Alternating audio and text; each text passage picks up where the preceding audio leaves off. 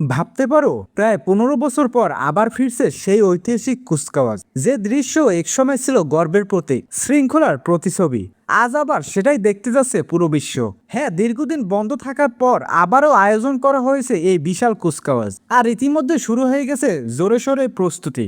সেনাবাহিনী, নৌবাহিনী, বিমান বাহিনী, সব বাহিনীর সদস্যরা দিনরাত পরিশ্রম করছে একটা নিখুঁত, চোখ ধাঁধানো প্রদর্শনের জন্য। প্রতিটি পদক্ষেপ, প্রতিটি কমান্ড, সবকিছু হচ্ছে একদম নিখুঁতভাবে। কারণ এই কুচকাওয়াজ শুধু একটা অনুষ্ঠান না, এটা দেশের সম্মান, গর্ব আর শক্তির প্রতীক। অনেকেই অপেক্ষা করছে সেই মুহূর্তের জন্য, যখন আবার দেখা যাবে সারিবদ্ধ সৈনিকদের নিখুঁত মার্চ, শুনতে পাওয়া যাবে সেই গর্জন করা কমান্ড। দীর্ঘ বিরতির পরে এই আয়োজন নতুন প্রজন্মের জন্য এক অনন্য অভিজ্ঞতা, আর পুরনদের জন্য নস্টালজিয়ার এক অনন্য রকম অনুভূতি।